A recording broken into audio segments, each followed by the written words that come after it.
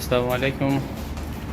আজকে একটা TV testing কীভাবে হয় সেটার এই ভিডিও একদম শুরু থেকে দেখাচ্ছে কীভাবে কী করতে হয়। তো ভিউয়ার্স দেখুন, এখানে আমাদের যে ডিবিগুলির ওয়ারিং তো হয়ে গেছিলো আগে, বিভিন্ন ওয়ারিংগুলি এভাবে করে সব কিছু ডিবিতে আসছিলো, ঠিক আছে। আর এই যে এটা যেটা আছে এটা হচ্ছে মেন কেবল, এটা হচ্ছে 16 mm। তো মেন কেবল প্রথম আমাদের যেটা করতে হয় সেটা হচ্ছে ডিবিটাকে সবগুলো ওয়্যার বাহির করতে হবে। বাহির করার পরে প্রতিটি ওয়্যারের মধ্যে মাথার মধ্যে নম্বর দেওয়া থাকে। নম্বরগুলো তারা কীভাবে দেয়, এখানে কিছু মার্কিং করে রাখে। দেখুন এই যে এভাবে R1 Y1 B1 কীভাবে হবে, এভাবে মার্কিং দেওয়া থাকে।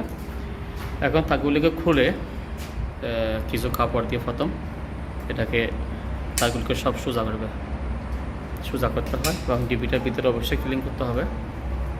ডিবিটার ভিতরে যদি ময়লা থাকে সেটা ক্লিন করবে। ক্লিন করার পরে তারপরে এই যে তারের মাথায় নাম্বার দেওয়া আছে, নাম্বার অনুযায়ী ফেরুল নম্বর টানতে হবে। ফেরুল নম্বরটা কোথায় আমি দেখাবো।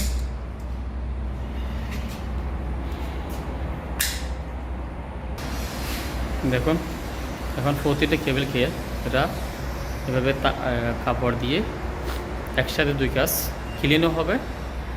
এরপরে তারটাকে সোজা করে দেবে। তারটা যদি বাঁকা তোরা থাকে তাহলে তারটাকে সোজা করতে হয়, ঠিক আছে। কারণ আপনি যদি ডিবি মানতে ইচ্ছে করে তাহলে আপনাকে প্রথম সার্কিট নম্বর বুঝতে হবে এবং ডিবিটার সম্বন্ধে বুঝতে হবে। তো তখন প্রতিটি তারকে প্রথম এরা এভাবে ক্লিন করে নেবে। ক্লিন করার পরে মাথাটা কেটে ফেলবে, কেটে ওখানে ফেরুল নম্বরটা ডালবে। তো ফেরুল নম্বরটা কীভাবে ডালে সেটা আমি দেখাবো। একটা ওয়্যারকে প্রথম আগে এভাবে টেনে টেনে ক্লিন করতে হবে, ঠিক আছে। এভাবে টেনে ক্লিন করতে হবে। করার পরে যে টিভির প্যানেলটা আসবে সেটা বসানোর জন্য রেডি করতে হবে। আমি নেক্সট এরপরে কী হবে সেটা দেখাচ্ছি 1 by 1, ঠিক আছে। এটা হচ্ছে প্রাইমারি স্টেপ। এখানে ব্রাশ আছে এবং টাই আছে, আপনার লাগবে স্ক্রুড্রাইভার এবং নিচে ব্রাশিং করে ক্লিন করা হবে এবং ডিবিটাকে কাপড় দিয়ে ক্লিন করা হবে।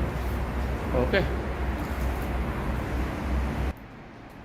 তো এবার দেখুন ডিবিটার মধ্যে প্যানেলটা বসানো হয়ে গেছে। এখানে এই যে এটা হচ্ছে পেরোল নম্বর, এগুলিতে নম্বর আছে। এটা হচ্ছে B4, অর্থাৎ ব্লু কালারের তিনটা ওয়্যার থাকবে আপনার। একটা হচ্ছে আর্থিং, একটা হচ্ছে নিউট্রাল এবং একটা হচ্ছে মেইন ফেস, অর্থাৎ ব্লু কালার। এখানে রেড, ইয়েলো, ব্লু তিনও কালার আছে। এই প্রতিটি তার মধ্যে নম্বর দেওয়া আছে। এটা হচ্ছে রেড 5, তার মানে রেড কালার, এবং 5টা হচ্ছে কি 5 নম্বর সার্কিট, ঠিক আছে। এটা হচ্ছে রেড 4, এটা হচ্ছে রেড 4, তার মানে কি রেড কালারের 4 নম্বর সার্কিট। এটা হচ্ছে B4, অর্থাৎ ব্লু কালারের 4 নম্বর সার্কিট। তো এখানে আবার আর্থিংগুলিতে সবগুলি আর্থিংয়ের জন্য এখানে বাদ দেওয়া আছে। অল আর্থিংগুলি এখানে আসবে। আপনি যখন তারকে ক্লিন করবেন, এরপরে নম্বর যখন ফেরুল নম্বরগুলো ঢুকাবেন, ঢোকানোর পরে আপনার সেকশনগুলি দেখতে হবে। এখানে টিভির মধ্যে সেকশন লাগানো আছে, সেকশন 1, সেকশন 2, সেকশন 3। আপনার একটা শিডিউল থাকবে। শিডিউল অনুযায়ী আপনার সেকশন অনুযায়ী সেকশনের নিউট্রালটা কোথায় আসবে এখানে আছে। এটা হচ্ছে সেকশন নম্বর 1 এর নিউট্রাল, সেকশন নম্বর 2 নিউট্রাল, সেকশন নম্বর 3 নিউট্রাল। তো আমাদের লোকে যে কোন নিউট্রালটা কোন সেকশনের কোন নিউট্রালটা কোথায় যাবে সেই হিসাবে আগে থেকেই বাস্ট করে রাখে। আগে থেকে এভাবে ড্রেসিং করে সবগুলি তারা আপনার আর্থিংগুলি সব এক সাইডে নিয়ে আসে। যে দেখেন আর্থিংগুলি সব এক সাইডে নিয়ে আসছে, আর্থিংগুলি সব এক সাইডে নিয়ে আসছে। উপর থেকে দেখেন আর্থিংগুলি সব এক সাইডে নিয়ে আসছে, আর নিউট্রালগুলি এক সাইডে নিয়ে গেছে, আর ফেসগুলি সব 4 স্থানে চলে আসছে। তার মানে এটা সেকশন 1-এর রেড 1, ইয়েলো 1, ব্লু 1। তারপর সেকশন 2, এটা হচ্ছে সেকশন 2 শুরু হয়ে গেছে এবং দেখা আছে red 2, Y2, blue 2, red 3, Y3, blue 3, এভাবে। আর এটা হচ্ছে মেইন সুইচ, এটা হচ্ছে মেইন কেবল। মেইন কেবলটা এখানে কেবলগুলি টপ এন্ট্রি। এটা হচ্ছে মেইন সুইচ। মেইন সুইচ থেকে ইউএলসিবিতে যাবে, ইউএলসিবি থেকে আপনার আউটগোয়িংগুলি হয়।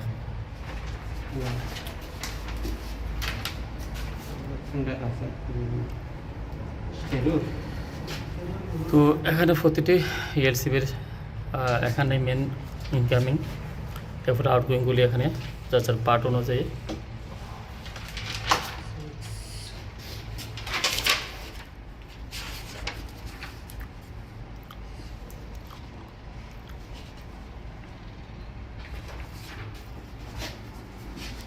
আপনার ইয়ানোর শিডিউল হঠাৎ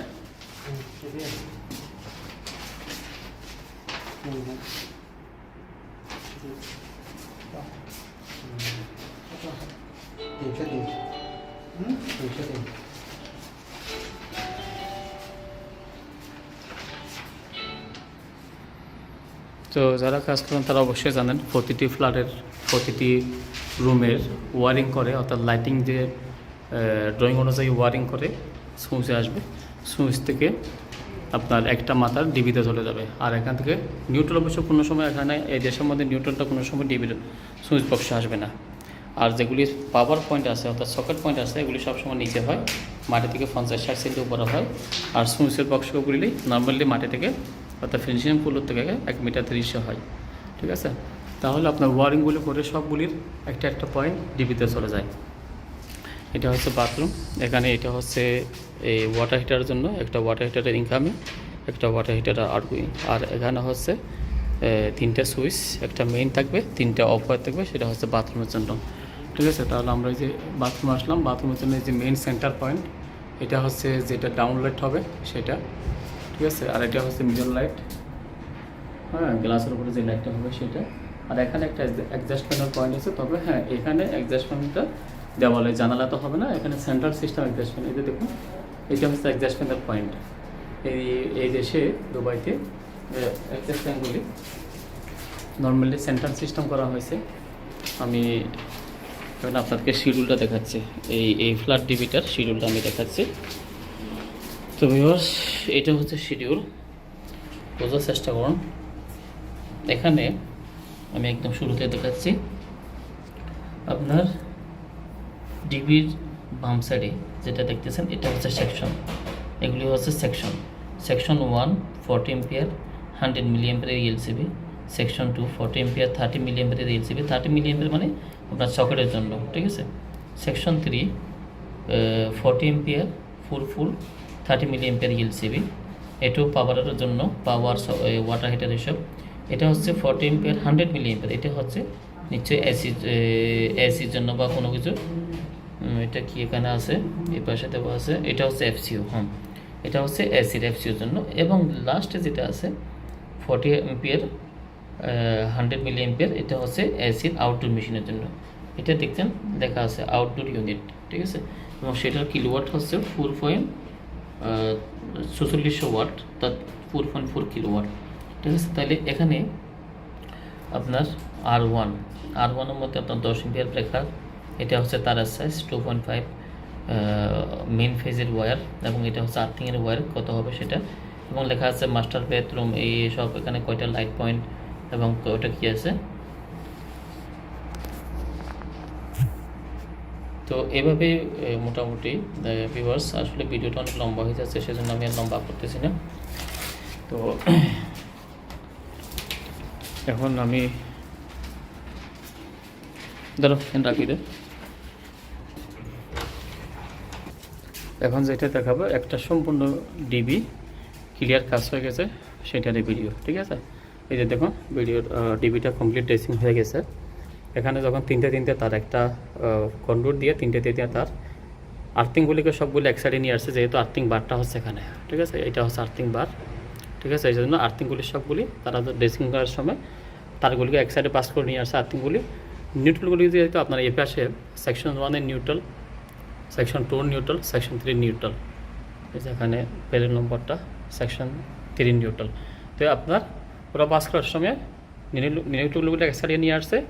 ফেজগুলি কীভাবে তারা নেবে, ফেজগুলি আপনার এইভাবে পাশ দিয়ে যখন পাশ দিয়ে আসে যেখানে যেখানে কাটবে সেই অনুযায়ী তারগুলি পিছন দিয়ে এটার পিছন দিয়ে নিয়ে আসে এখানে রাখলো আর কি। ঠিক আছে, তাহলে এটা হচ্ছে রেড ওয়ানের সেকশন 1-এর, অর্থাৎ এই সেকশন 1-এর মেইন এলসিবি হচ্ছে এটা। কোনো কিছু এখানে যদি সমস্যা হয়, এখানে যদি কোনো সমস্যা হয় এটা ট্রিপ হয়ে যাবে।